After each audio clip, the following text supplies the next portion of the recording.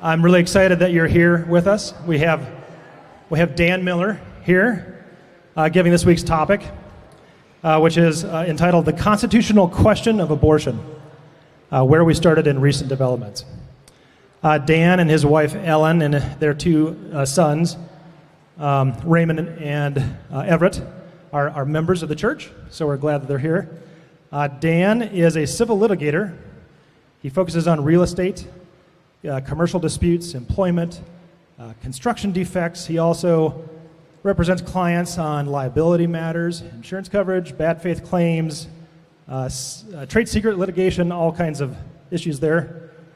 He clerked for the Southern District of Ohio, and he was the managing editor of the Capital University Law Review in Columbus. So let's give a warm welcome to Dan Miller.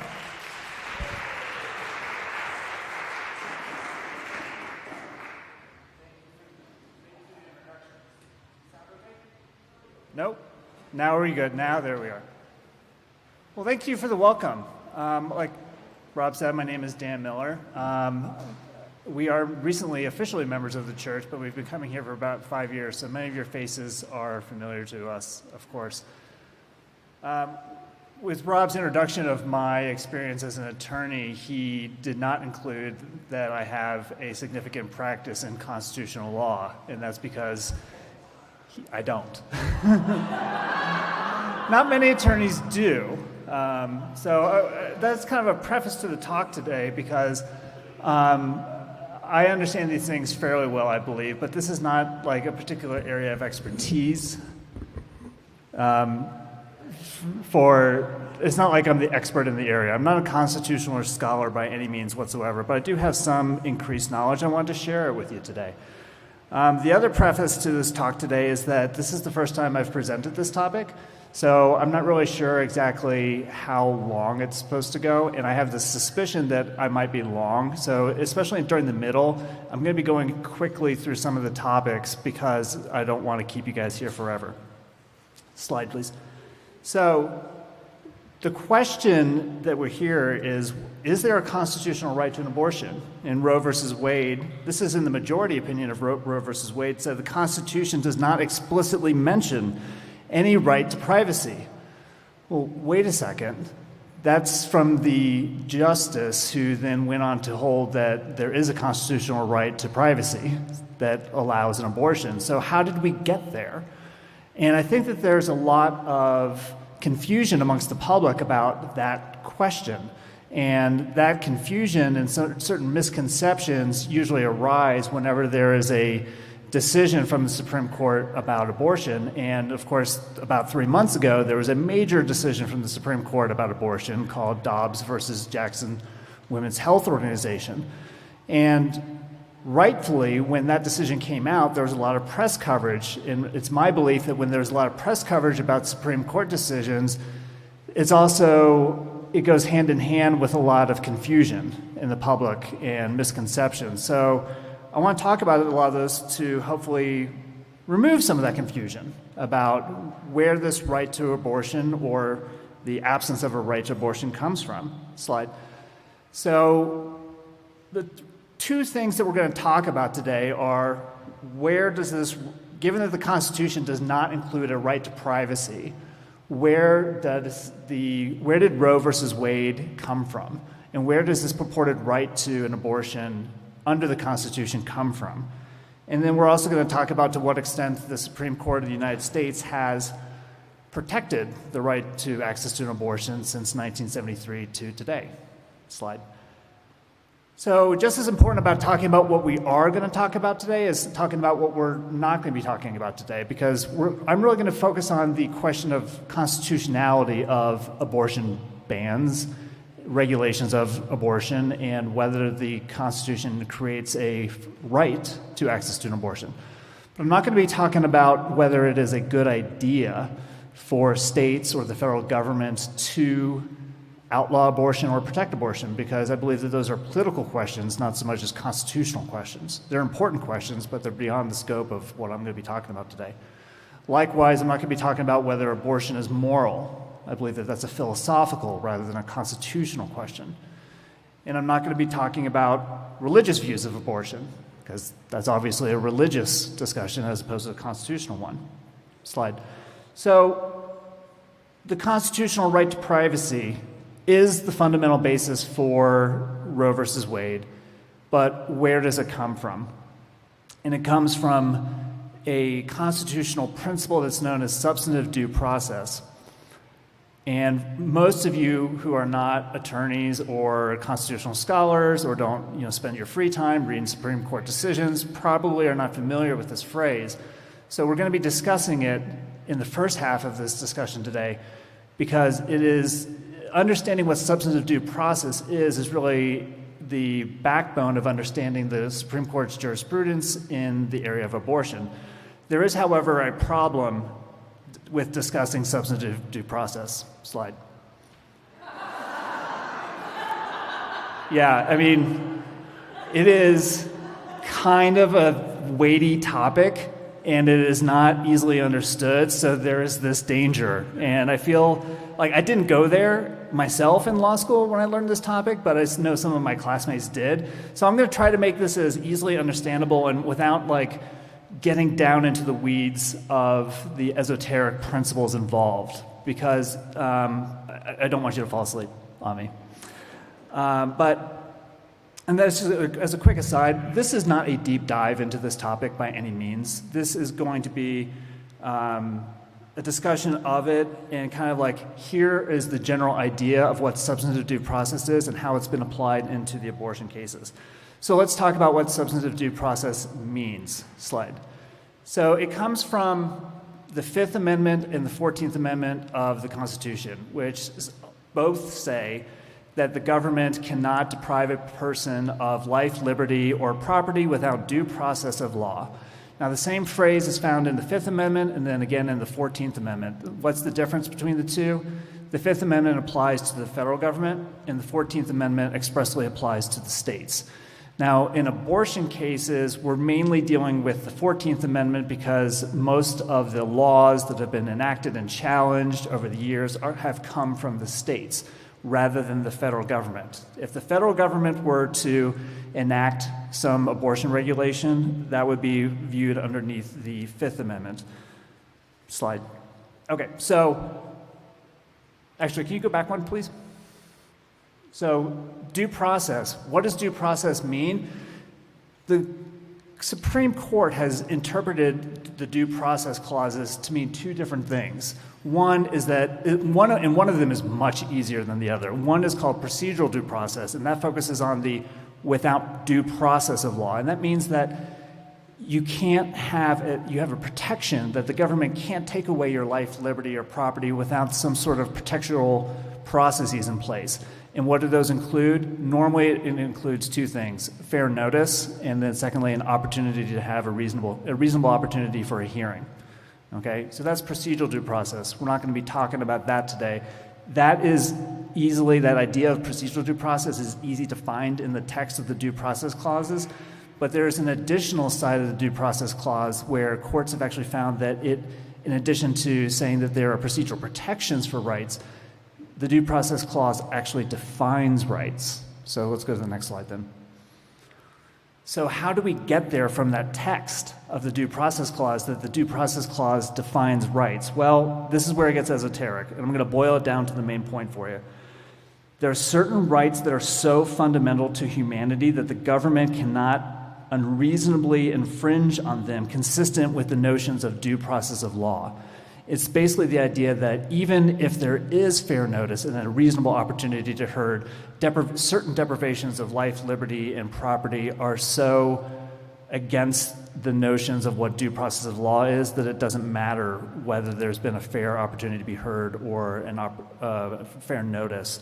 It's an unconstitutional deprivation. The government's violation of fundamental right without a justifiable reason is a deprivation of liberty without due process of law. So when in substantive due process, the court looks to the due process clause and looks to see whether the government's action has a justifiable reason for depriving somebody of life, liberty, or property. And in the context of today, we're primarily focusing on the liberty interest, not the life and the property, although the due process clauses do apply to that as well. So that general notion from the slide that I showed you a moment ago, where it says, no deprivation of life, liberty, or property without due process of law, is this idea that there's certain rights that spring forth from the due process of law. Is that crystal clear from the text? If your answer, as you're sitting here right now, is no, then you're not alone, because most people have the same problems. And do judges universally agree on this notion that the due process clauses actually define rights? No, they don't. But this idea that the due process clauses provides and defines rights is not a new topic or not a new principle. It started in the mid-19th century. It actually started as long ago as the Dred Scott case in the 1850s, and probably even before that. So it's not like this sprung forth in the abortion cases of the 1970s. So next slide, please. So the question then is is that all you got, the due process clauses? You're going to read those few words in the due process clauses, and you're going to find that allows judges to find that there are these fundamental rights that are mentioned nowhere in the Constitution. Is there any textual basis for that whatsoever? Well, kind of, depends on who you ask. The Ninth Amendment is one of them. The Ninth Amendment states, it's very short, I've quoted it in full here, the enumeration in the Constitution of certain rights shall not be construed to deny or disparage others retained by the people. Now, this was added to the Constitution as part of the Bill of Rights with very little discussion or debate. So there's very little out there in terms of trying to figure out what it means. But some justices and judges have used this concept of if the Constitution does not disparage or deny rights that are retained by the people, that means that there are certain rights that the people have that exist even though they're not specifically set forth in the Constitution, and that the Constitution therefore has to recognize those rights. Next slide. So here's an example of a justice who has interpreted the Ninth Amendment as that. In Griswold versus Connecticut, Justice Goldberg wrote, "The Ninth Amendment simply lends strong support to the view that liberty protected by the Fifth and 14th Amendments from infringement by the federal government or the states is not restricted to rights specifically mentioned in the first 8 amendments." And his reference there to the first eight amendments is the Due Process Clause has been understood to incorporate and all those rights that are set forth in the first 8 amendments to the Constitution that are specifically enumerated. So those are certain rights that we enjoy. But what he's getting at here is that the Ninth Amendment also recognizes that there are unenumerated rights, the rights that are not set forth in the Constitution, that the Constitution nevertheless protects. Now, do judges and justices universally agree about Justice Goldberg's interpretation of the Ninth Amendment? Absolutely not. No. And arguably, his view is probably a minority view. Next slide. So we're going to talk, this is the part where I'm going to go quick because, in the interest of time, there's a long history of the Supreme Court recognizing enumerated rights and unenumerated rights. So, for instance, the Due Process Clause, which applies to the states, the First Amendment, as originally drafted, only applied to the federal government. But since then, not very controversially, the Supreme Court has said that when the 14th Amendment talks about how liberty shall not be deprived without due process of law, the right to free speech, as set forth in the First Amendment, is one of those liberties that is protected by the 14th Amendment. The First Amendment right to free speech obviously being an enumerated right. It's expressly set forth in the First Amendment. But what about unenumerated rights? What about rights that aren't set forth in the Constitution? Well, what has the Supreme Court done with that, and why? Well, this is where it gets back to history a little bit, because at the time of our founding and into the early 19th century, judges and justices were trying to figure out what the Constitution's breadth was. And they were guided by 2 things primarily. One, the common law tradition of England and the colonies before the Constitution, but also philosophy. And at the time, one of the major philosophical movements was the idea of natural law, and from natural law spring natural rights. And I promise you I won't delve deep into natural rights, but the general idea is that there's certain rights that we as humans have in nature, and that governments, when governments are put forth to regulate and govern free people, that the free people retain those natural rights. So judges and justices began thinking about, well, what are those? Are there natural rights that the people retained that are protected by the Constitution, even though the Constitution doesn't expressly mention them? And early in the 19th century, and then continuing into the late 19th century, the Supreme Court pretty much said, yeah, there are.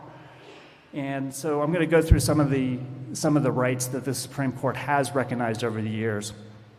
And these are not in chronological order, but these are unenumerated rights that the court has recognized spring forth from the Due Process Clause, the right to marry. The most famous example of this is the Loving v. Virginia case from 1967, where the court said marriage is one of the basic civil rights of man, fundamental to our very existence and survival. I.e., this is a right that, even though it is not set forth in the Constitution, is so fundamental to who we are as humans that it exists, and it is therefore protected by the Constitution. And although it's not an absolute prohibition of infringement of that right, meaning that government can require things that do not unnecessarily burden the right to marry, such as getting a marriage license, certain infringements on the right to marry, such as denying the right to choose who you marry based upon their race, is unconstitutional because it infringes upon that fundamental right. Next slide. All right. Other rights. Consensual sexual intimacy among same-sex couples, Lawrence versus Texas in 2003. This case involves two adults who, with full and mutual consent from each other, engaged in sexual practices common to a homosexual lifestyle. The petitioners are entitled to respect for their private lives. The state cannot demean their existence or control their destiny by making their private sexual conduct a crime. Their right to liberty under the Due Process Clause gives them the full right to engage in their conduct without intervention from the government. Again, it's fundamental to who we are as a people. Next slide. And when same-sex intimacy was recognized in 2003, it wasn't long before same-sex marriage was understood to be a fundamental right as well. In 2015, we got the Bergefell case that recognized the right to same-sex marriage. And that sprung from Lawrence and from Loving. Next slide. Other unenumerated rights, the right to the custody of your children. The Stanley versus Illinois case was about a man the mother of his children died, but at the time that she deceased, they were not married, even though the two of them lived together with their children for many years. And at the time, the state of Illinois deemed that any unwed man was not fit to care for his children, and they sought to put the children into state custody. That didn't sit well with the father. And he challenged that, and the court agreed, yes, you do have a fundamental right to raise your children, to have the custody of your children, and it shouldn't depend upon whether you're married. Next slide. The right to control the upbringing of your children. So this is the idea that parents have a fundamental right to decide where their children are schooled. The government can't force you to send your children to public school rather than parochial school. It can't force them to learn certain subjects or prohibit them from learning certain subjects. Next slide. The right to procreate. So, yeah, if you didn't know, there were laws that required sterilization of people. And it wasn't, the Skinner case dealt with a criminal, but there are cases from earlier in the Supreme Court's jurisprudence that dealt with people that were allegedly feeble-minded, where the government decided that we were going to sterilize those people so that there wouldn't be, quote, repeated generations of imbeciles. Yeah, those were rightfully challenged. People have a fundamental right to be able to reproduce. That is something that exists even though it is not set forth in the Constitution. Next slide. The right to use and purchase contraception. So this is Griswold versus Connecticut, and this is an important case because it really is kind of one of the bases for where we get to Roe. It was based upon the right of marital privacy, that a husband and wife in sanctity of their marital relationship. They have a right to privacy in determining whether to have children or not have children, and the right to use contraception when hand in glove with that right. Marital privacy is a right of privacy older than the Bill of Rights, older than our political parties, older than our school system. Marriage is coming together for better or worse, hopefully enduring and intimate to the degree of being sacred. And I mentioned that this is a 7-2 decision in 1965 because it wasn't, particularly controversial at the time. It was following on the court's long-standing tradition of recognizing that there are certain fundamental rights of man that exist even though they're not enumerated in the Constitution. Shortly after Griswold, next slide, came the Eisenstadt case that extended Griswold to unmarried people and basically said, well, if there's a right for married people to have the decision of whether they want to have children or not have children, there's no logical reason why unmarried people shouldn't have that same right. And it affects, they are free from unwanted governmental intrusion into matters so fundamentally affecting a person as their decision to bear or beget a child. And that was the year before Roe. And I thought that the phrase beget a child was somewhat prophetic because, it almost signals that Roe's coming next. Okay. What else is important for Roe, next slide, is the right to bodily integrity. Now, a lot of these cases were decided after Roe, but the idea existed before Roe, these bodily integrity cases. And the bodily integrity cases deal with a couple different but related issues. One is the right to refuse medical treatment. Courts have found that you cannot be forced to receive medical treatment because you have a fundamental right to make choices as to your own body. And if that sounds familiar to Roe, it's because it is. Also, in the bodily integrity cases, you found the right that you had a right to choose to refuse medical treatments for being forced to take medication, even if you're a prisoner, like antipsychotic drugs. So I go through all those. Hold on, don't go to the next slide yet. I go through all those because it is the background of Roe and how we got there, this notion that there's these substantive rights. So, but did the Constitution necessarily have to identify these things? No. It could have been strictly and narrowly, the due process clauses could have been strictly and narrowly construed to only mean procedural due process, to only mean that the due process clauses say that the government cannot take away your right to life, liberty, or property without proper processes in place, meaning fair notice and a reasonable opportunity to be heard, and that's it. It doesn't create rights. There are no rights that the Constitution protects that are not set forth in the Constitution. If people want additional rights, they can make those rights for themselves through their legislatures, or if they think that they need to be protected by the Constitution, they can amend the Constitution. The right to free speech doesn't come in the original language of the Constitution. It comes into the First Amendment. So that is one possible way that the due process clauses could have been interpreted, but that's not what happened. From, like I said, from 1850s on into today, it's been understood that the due process clause does define certain rights. So next slide. So, does everybody agree that the substantive due process, that there is substantive due process, that rights are defined from the due process clause? No. Justice Thomas is probably the greatest critic ever of the substantive due process clause, and here's some of the things that he's had to say about it. And actually, these quotes come from his opinion in the Dobbs case that we're going to be discussing later. That's the case from this past June. But these are things that he not only said in Dobbs, but he was quoting himself from previous decisions. Substantive due process is an oxymoron that lacks any basis in the Constitution.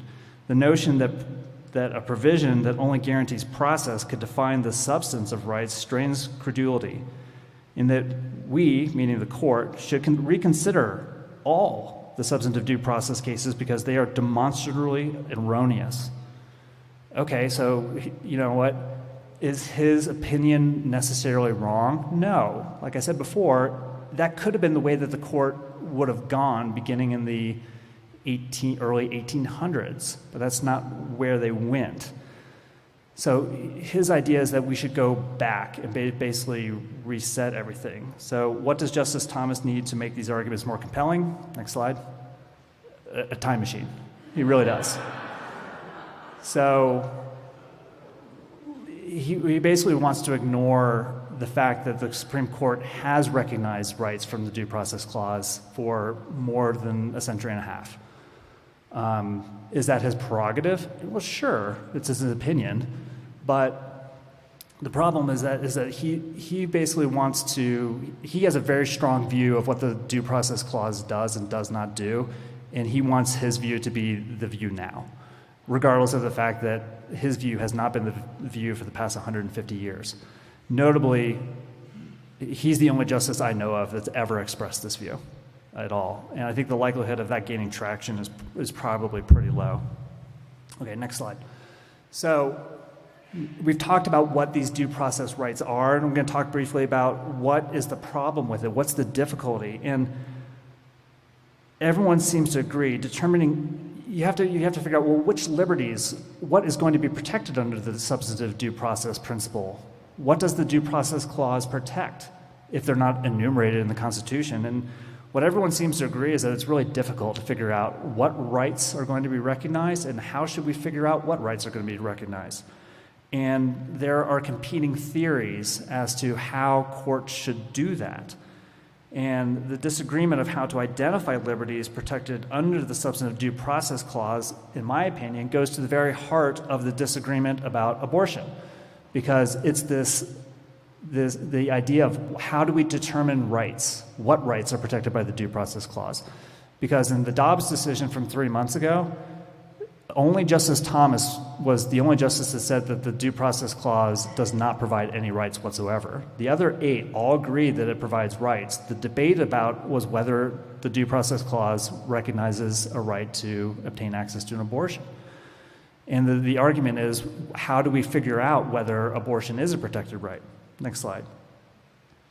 So here's some competing theories, and I apologize. I prefer to speak as extemporaneously as possible, but sometimes you have to read what the justices have said because the words are the currency of the law, and the law is the words. So there's going to be some reading here. So this is from Griswold, Justice Goldberg. He says, in determining which rights are fundamental, judges are not left at large to decide cases in light of their personal and private notions. Rather, they must look to the traditions and collective conscience of our people to determine whether a principle is so rooted there as to be ranked as fundamental. The inquiry is whether a right involved is of such a character that it cannot be denied without violating those fundamental principles of liberty and justice which lie at the base of all our civil and political institutions. So that's his test. Is it a hard and fast test? No, it's not. Next slide. So here's a competing view from Justice Scalia in 1989. We have insisted not merely that the interest denominated as a liberty be fundamental, a concept that in isolation is hard to objectify, but also that it be an interest traditionally protected by our society. As we have put it, the Due Process Clause affords only those protections so rooted in the traditions and conscience of our people as to be ranked as fundamental. So Justice Scalia uses the word tradition there twice, and it did not go unnoticed by other justices of the Supreme Court because Justice Scalia was really wanting to focus on what have we done traditionally with the purported right. Next slide. And in the same case, Justice Brennan, in a dissent, had some words from Justice Scalia, says apparently, and he's referring to Justice Scalia's opinion here, apparently oblivious to the fact that this concept of tradition can be as malleable and as elusive as liberty itself. The plurality, that would be Justice Scalia, pretends that tradition places a discernible border around the Constitution. Even if we could agree, moreover, on the content and significance of particular traditions, we would still be forced to identify the point at which a tradition becomes firm enough to be relevant to our definition of liberty and the moment at which it becomes too obsolete to be relevant any longer.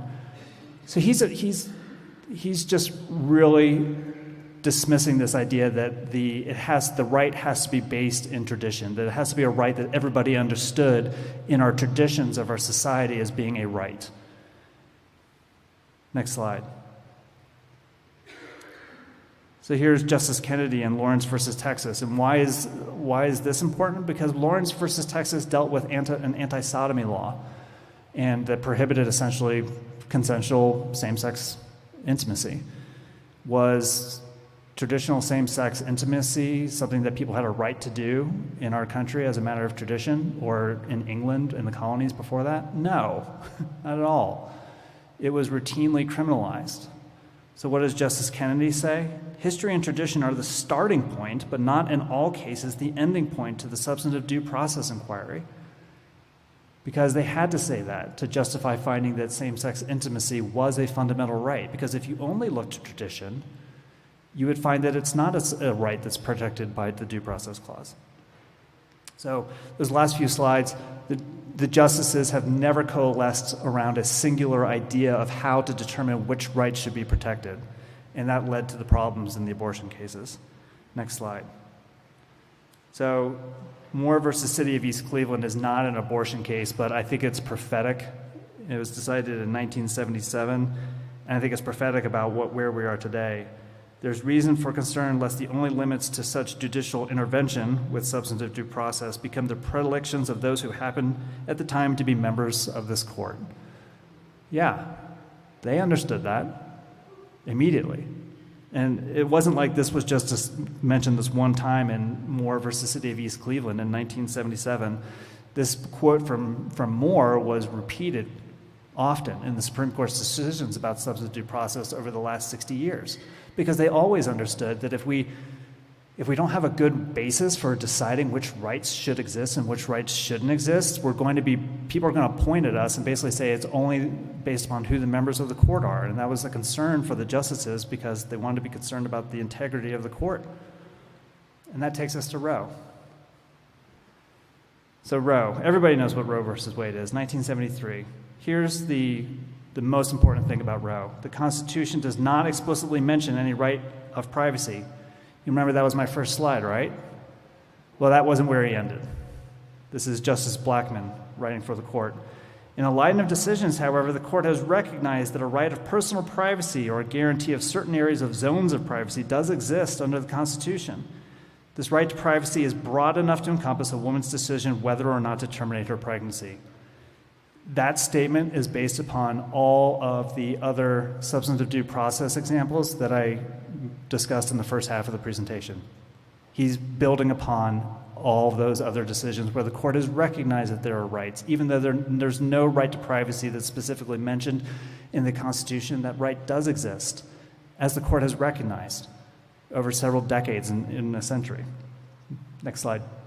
So a brief interlude about who wrote this as a decision. I mentioned this because, oftentimes people spend too much time talking about who wrote the decisions from the court because it's really, in my opinion, this is the law that matters the most. But I bring this up because I want to point out that this was not, the abortion in 1973 was not as partisan an issue as it is today, which I'm sure comes as no shock to most of you.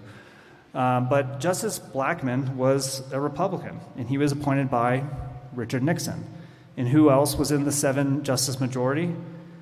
Justice Berger, appointed by Nixon. Justice Douglas, appointed by FDR. Justice Brennan, appointed by Eisenhower. Justice Stewart, appointed by Eisenhower. Justice Marshall, appointed by LBJ. And Justice Powell, appointed by Nixon. So, yeah, and I didn't write this on the slide, but there were 2 dissenters in this case, Justice Rehnquist being one of them, and the other is Justice White. And Justice White, he was appointed by President Kennedy. He was a Democrat, appointed by a Democrat anyway. So it just wasn't as partisan as an issue at the time. Next slide. So talking about Roe versus Wade, why did the court recognize the substantive right to abortion? Primarily, first, there were 2 inquiries. In my opinion, the 2 most important inquiries was the first being that there is a detriment to the woman's liberty interest. There is the impact to potential medical harms from pregnancy, maternity, or additional offspring, making it distressful on the woman and her life, potential psychological harm, potential harm to mental and physical health from childcare, potential stigma from unwed motherhood. Remember, this was the 70s. So they understood that this had a meaningful impact on a woman, and whether she was able to make this decision for herself impacted her liberty. Next slide. But why else? The court did look to tradition because there, as I discussed earlier, that has been a consideration that the court does look to in determining whether a right should be recognized. So the court did look to tradition, and I'll immediately acknowledge that the court's looking to tradition in Roe versus Wade has been viewed skeptically and not very complete. And the court in Dobbs 3 months ago really took Roe to task on this. But in any event, Roe did look at tradition, and they looked at what the rights were, what the law did with abortion before the founding. And that's called the common law, what existed in England and the colonies before any states existed and before states started enacting statutes. And at common law, abortion was usually only regulated after quickening, meaning the first signs of fetal movement. And back then, it was not a crime to, according to Roe, it was not a crime to terminate a pregnancy before quickening.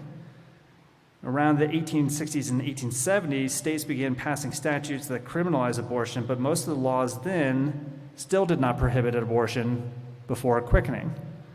It wasn't until the late 19th century that the quickening distinction started disappearing, and by the mid-20th century, that demarcation between abortion before quickening and after quickening was pretty much gone. So where states did ban abortion, they just banned it, period, by the 1950s. Next slide. So what did the court do based upon that look into the woman's liberty interest and to the look into tradition? First, it rejected Texas' argument that the fetus is a person that was protected by the 14th Amendment to the Constitution.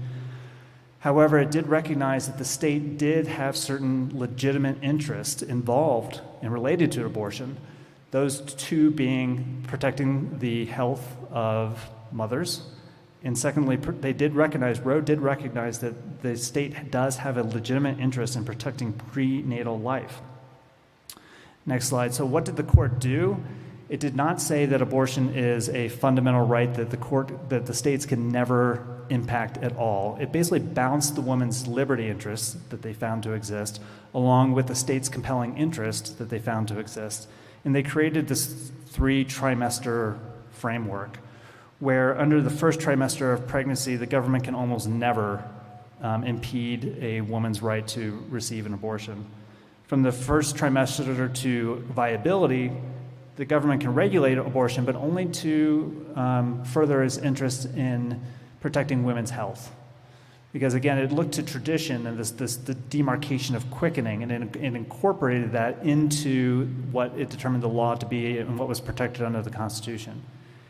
So then finally, after viability, the state's legitimate interest in protecting prenatal life allowed the state to interfere with a woman's right to get an abortion, because at that point, the court believed that the state's interest in protecting prenatal life that because it was viable could survive outside of the womb, was so significant that it allowed the state to encroach upon the women's liberty interest. So that's what Roe did. The dissent from Justice Rehnquist saw this 3-trimester framework as judicial legislation, meaning this isn't in the Constitution whatsoever, and the court is just making it up. And that was a legitimate criticism, but that's what the court came up with based upon recognizing that liberty interest did exist. Okay, next slide. All right, so lots of cases in between. We're not going to discuss all of the abortion cases. We're going to discuss the 3 major abortion cases. The next major abortion case came in 1992 with Planned Parenthood versus Casey. Why was this going to be a major case? Because the makeup of the court had changed. Sound familiar? Yeah, they had the same issue back in the early 90s. What happened? Justice Marshall retired. And I think it was Justice Brennan as well. So they were 2 people that were in the majority in Roe, and they were replaced by Justice Thomas and Justice Souter. So there was real belief that Roe could be on the chopping block in 1992 when the court decided to hear Planned Parenthood versus Casey. And this was a really interesting decision because it basically came down to people who adamantly despised Roe, people who adamantly believed Roe was correct, and then 3 justices who said, you know what, it's not for us to overturn Roe because we can't say that it should be overturned even if we disagree with it. And those 3 in the middle, that they ultimately carried the day because there were 4 justices in Casey who would overturn Roe. And there were 2 that said Roe is just fine, let's not touch it. And there was the 3 in the middle that said, you know what, it's got some problems, we're going to fix it, we're going to tweak it a little bit, but we're not going to overturn it. First and foremost, Casey affirmed Roe's essential holding, the right to an abortion before viability without undue interference from the government. That's the same thing as Roe. Government can restrict abortion after viability, just as the court said in Roe. But the government has legitimate interest from the outset of the pregnancy in protecting maternal health and prenatal life. That was a little tweak because Roe said that the states could not regulate abortion to protect women's health until after the first trimester. So Casey changed that a little bit. But it got rid of this trimester framework. It basically said that this trimester framework really doesn't have any basis in the Constitution, that if the right exists up until the point of viability, that the viability line is what makes the most sense. Next slide. So why did Casey uphold Roe? Primarily because of the concept of stare decisis. What is stare decisis? It's a Latin phrase that means precedent, that we are bound by earlier precedent and we don't overturn precedent unless there's a really good reason to do so. And Casey, although an abortion case, is really a stare decisis case because the 3 in the middle who actually controlled the outcome of the case, they made their decision based upon stare decisis, first and foremost.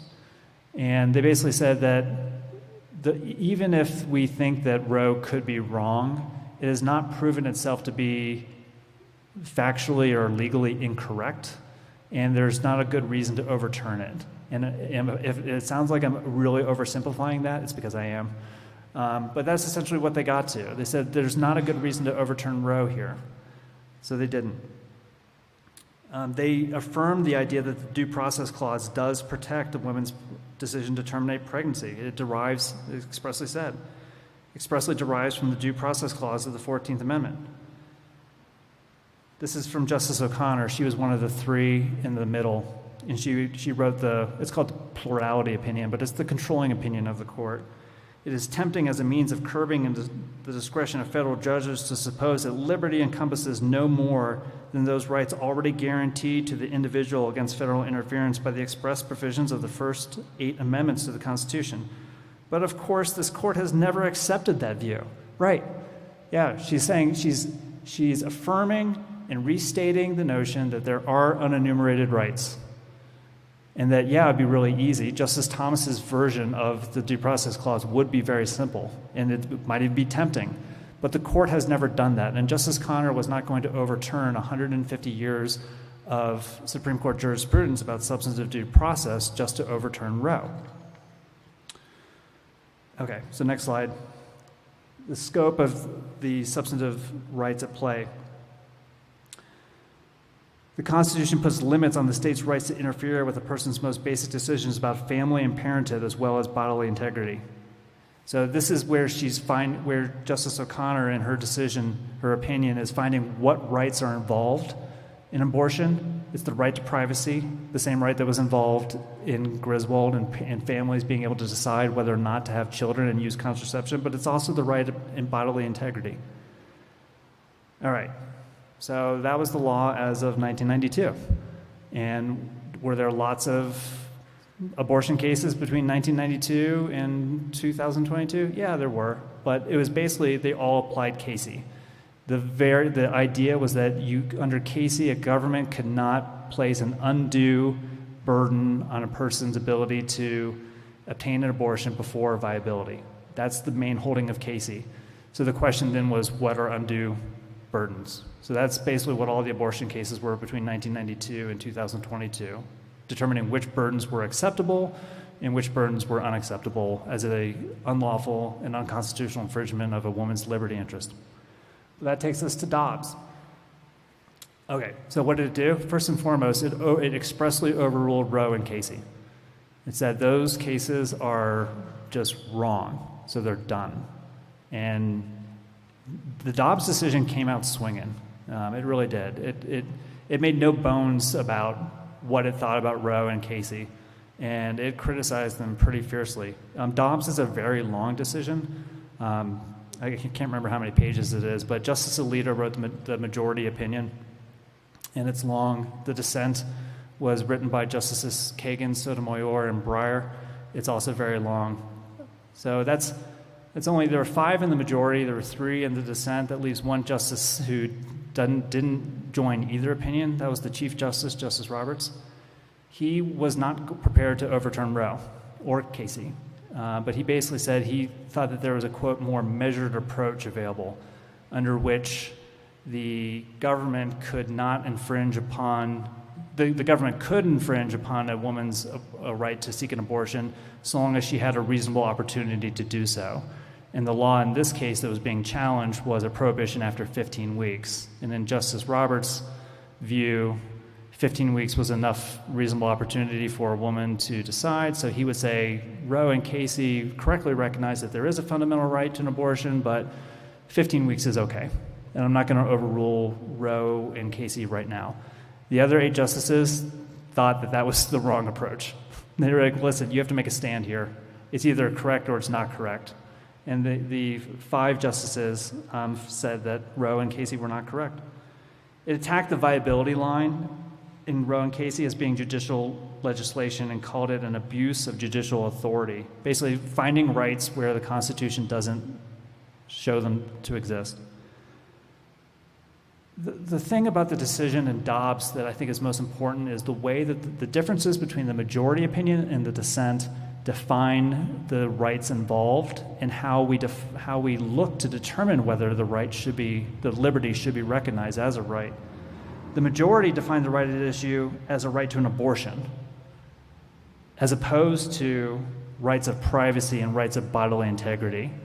So the majority decision purposefully, I think, defined the scope of the right involved narrowly, because that leads to, if you look at the right to an abortion, there is less tradition protecting abortion and then there is the right to bodily integrity and privacy. So it looked at the issue very narrowly. It ruled that the regulation of abortion is left to the states because the substantive due process clause does not protect a woman's right to obtain an abortion. Next slide. Okay, so what do they have to say about the due process clause? Well, exactly what you would think they would say about the due process clause if they're going to hold that the due process clause does not protect a woman's right to obtain an abortion. They said that the Constitution makes no reference to abortion. Well, that wasn't debated. I mean, Roe said that. And no such right is implicitly protected by any constitutional provision, including the due process clause of the 14th Amendment. Yeah, they're crystal clear. Abortion is not within the scope of what is protected under the due process clause. Rights protected by the due process clause must be deeply rooted in this nation's history and tradition. Remember when we talked about Justice Scalia's opinion about tradition? Yep, they're relying upon that. And implicit in the concept of ordered liberty. The right to abortion does not fall within this category. And that's what the court looked to. The court did a long analysis of tradition. And it expressly said the tradition of this country and whether abortion, the right to access to an abortion was a protected right, is the most important thing. And specifically, whether that right existed in 1868 when the 14th Amendment and its due process clause was ratified is the most important thing to look at. That's what the majority said. And they said that abortion did not fit into that category because, next slide, the historical inquiry is key. Before Roe, abortion had been a crime in every single state, at least at some stage in pregnancy. So they didn't really look at the quickening demarcation. They just said, well, it was illegal everywhere to some degree. So this wasn't really a protected right that the majority holds. They also a lot of statistical analysis. They do as well as discussion of what the laws were before the founding. They go back to the 13th century and discussing what English commentators thought about abortion about the time. But they did spend a lot of time discussing what was going on in this country, which arguably is more important than what was happening in England when it was still medieval times. But they noted in 1868, 75% of the states had made abortion a crime at any stage. And that nearly all the other 25% did make abortion a crime at any stage by 1910. And so they're making the point that this isn't deeply rooted, that there may have been some, a common law before the founding, there may have been some access to an abortion before quickening, but it didn't last long in this country, so says the majority. And they deeply rooted in this idea of originalism. This is a direct quote from the majority opinion. The most important historical fact is how the states regulated abortion when the 14th Amendment was adopted, i.e., the meaning of the Due Process Clause should be based upon what the people who ratified it believed liberties were. And we shouldn't be able to change today what the concept of liberty is, something different from what was existing at the time of the ratification of the amendment. Next. So they're continuing to look at this idea of what was going on. Although a pre-quickening abortion was not itself considered homicide, it does not follow that abortion was permissible at common law, much less that abortion was a legal right. Again, looking at tradition. Determining rights based on a viability line does not make any sense, the majority said, especially considering that the states did not demarcate that line as of the mid to late 19th century. They also rejected the notion, very quickly, I might add, that there might be a notion of a broader right to autonomy that protected someone's right to abortion. They were extremely dismissive of that. They said basically if somebody had a right to autonomy to make any decisions about that, then they could basically make a personal law unto themselves, where they could decide that anything that affects my body, I have the choice to do no matter what. So again, because for them, this right to bodily integrity was not the main focus of the inquiry as to whether an abortion right was recognized by the Due Process Clause. The main thing to look at was history and tradition. They didn't want to get into the idea of bodily autonomy and whether there should be recognized a right. Because for the majority, the five in the majority, all that really mattered was history and tradition. Okay, so next. And they're talking about how courts need to be careful about not expanding the Due Process Clause. So we must exercise the utmost care whenever we are asked to break new ground in this field, lest the liberty protected by the Due Process Clause be subtly transformed into the policy preferences of the members of this court. Yeah, hearkening back to the Moore versus East Cleveland case. Next. Justice Kavanaugh wrote a separate concurrence where he tried to convince people that the Constitution is neither pro-life nor pro-choice. It's neutral because it leaves the decision about abortion to the people and their representatives in the states. Next. Okay, so I'm almost done. I'm going to talk about the dissent. So was there a contrary view in the Dobbs decision? Yeah, there absolutely was. So lots of concerns there, but we talked about these other substantive due process cases, Obergefell, same-sex marriage, Lawrence, same-sex intimacy, Loving, the ability to marry someone of the opposite race. The dissent expressed concerns about what Dobbs would do for those other precedents. And they came out swinging as well and said that no one should be confident that the majority is done with their work. They think that the further attack on substantive due process rights is just a matter of time, even though the majority expressly denies that. The lone rationale for what the majority does today is that the right to elect an abortion is not deeply rooted in history, but that same could be said, though, of most rights. The majority claims that it is not tampering with. So the majority said that we're not touching Lawrence, and we're not touching Obergefell, and we're not touching Loving.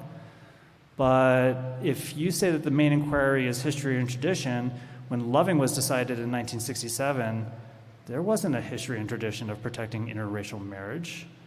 And definitely in 2015, there wasn't a history of Americans being protected about having same-sex marriage. Quite the contrary. In 2004, there were all sorts of protection of marriage acts that got passed. And Obergefell was decided notwithstanding that history and tradition. The dissent was extremely critical of this. about the majority's failure to even address how its decision in Dobbs kind of conflicted with the ideas in Obergefell and Lawrence and Loving. He says, either the mass of the majority's opinion is a hypocrisy or additional constitutional rights are under threat. It is one or the other. Okay, next slide. So the dissent, as I mentioned before, they have different ideas about what the view is, what the issue is at stake. The majority defined it narrowly. It's the right to have an abortion. The dissent defined the right at issue in the case more broadly. It's the right for individuals to control their bodies and their most intimate decisions. And they took issue with the fact that the majority did not view the right to an abortion in that broader scope and said that it was error for the majority to do so. The dissent says that while the majority focuses on the government's interest, they are dismissive of the reality that a woman's freedom is involved, because both Roe and Casey acknowledge that. And for the majority, again, it was really just about the history and tradition and the state's interest. If there wasn't a history and tradition of a person having the ability to get an abortion, then the state's interest was basically trumped any potential liberty interest involved. Next. The dissent also took issue with the originalism. I thought this was interesting. I mean, because they came at it hard. If the ratifiers, who were men, not women, the dissent says, did not understand something as central to freedom, then neither can we. Criticizing the majority's view that, yeah, you can't decide something is a freedom or a liberty that is protected by the Due Process Clause if it wasn't understood as such in 1868. The dissent was adamant that says this consigns women to second-class citizenship. And the idea there, they take pains to point out that women didn't have the right to vote in 1868. Women were often thought as being, women's rights were not independent. They did not sit on the same status and platform as men at the time. Their rights were subjective to the rights of their husbands. And the dissent, in not so many words, I believe, took issue with the fact that the majority's opinion just completely ignores that lots of things have happened since 1868. The least of being that in the 1920s, women were granted the right to vote. And then subsequently, women were given the rights that men had and enjoyed for centuries.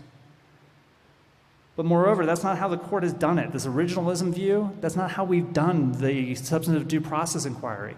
That's not how we've decided or determined which rights are going to be recognized as being protected by the Due Process Clause. We don't do this originalist inquiry. We didn't do it in Loving or Obergefell or Griswold or Skinner. Skinner was the forced sterilization case. Because if you look at Skinner, at the time that it was decided in the 1940s, there was a history of forced sterilization laws being upheld. And people, criminals mostly, and feeble-minded people, did not have a freedom to be free from forced sterilization. There was not a history of that being a right. But in 1942 in Skinner, the court found that right to exist nevertheless. So, last slide. Well, almost second penultimate slide. The dissent's view on recognizing substantive due process rights. This is a direct response to the majority's view about looking at history and tradition. The dissent says, our law in this constitutional sphere, as in most, has for decades upon decades proceeded differently. It has considered fundamental constitutional principles, the whole course of the nation's history and traditions, and the step-by-step evolution of the court's precedents. It is disciplined, but not static. The dissenters acknowledge that history and tradition plays into the question of whether or not a right or is going to be understood as a liberty, as a fundamental right that is protected by the Due Process Clause. But like Justice Kennedy and Lawrence, that's not the end of the inquiry. There are other things we have to look to. We have to look at whether there's fundamental constitutional principles involved and how this court has evolved and whether it makes sense to recognize that right today. Next slide. I don't know what's next. Yeah. There's going to be more to come, but how the court responds to this is going to be interesting. It's a major sea change in the law, but there have been major sea changes in the law before. So Brown versus Board of Education, well, I don't want to compare it too closely to Dobbs because they are obviously very different. But Brown versus Board of Education in the 1950s was a major sea change. It outlawed segregation, which had existed in the country lawfully for, well, since the founding. So did that undermine the existence of the court? The court continued to do its business, and it probably will continue to do so. So thanks for your time. Thank you, Dan. I know it's All of a sudden, everybody was talking about Dobbs, and till this day, I mean, I could have looked it up, but I didn't. Where did that come from so quick? It seemed like quick. Where did Dobbs come from, and why did it reach the Supreme Court? I'll give you my cynical view. It really came about because of the change of the court. So state legislatures are the ones that pass laws that restrict abortion. In the last 5 years, there's been a major change on the court. Justice Gorsuch came onto the court, Justice Kavanaugh came onto the court, and then right before the most recent election, Justice Coney Barrett came onto the court. And it was believed that those people did not support the idea that the Due Process Clause protects those. And state legislatures, I believe, responded as a result. They started passing more laws that created more regulations and more infringements upon the right to access of abortion that forced abortion providers and others to commence lawsuits to challenge them. And so the laws that were passed by the legislatures were first and foremost, I believe, designed to advance the issue to the Supreme Court. We're going to pass laws that we know violate Roe and Casey, so that the people that are affected by those new laws that violate Roe and Casey will challenge them. And then when they challenge them, we'll eventually get to the Supreme Court where we have new members of the Supreme Court. And that's how Dobbs came about. I believe that these new laws in the state legislatures that have only really been passed within the last 7 years probably would not have been passed had there not been a change on the Supreme Court because they saw an opportunity that existed. The state legislatures are passing laws exemplified by Senate Bill 8 in Texas that allow individuals to sue people who are involved in abortions. And since your background is civil law, do you see a way to attack these? I do. The law that you're talking about in Texas, SB 8, was specifically designed so that the person that was bringing the penalty against people that were violating the law was an individual rather than the government. And it was designed because it was thought that if you didn't have a government actor involved, you couldn't show an infringement of a constitutional right. I think that the court has said that it is skeptical of this attempt by Texas to insulate the state by making the person pursuing the penalty a private actor rather than the state itself. So my belief is that that's probably not, it's going to be a veil that's going to be easily pierced.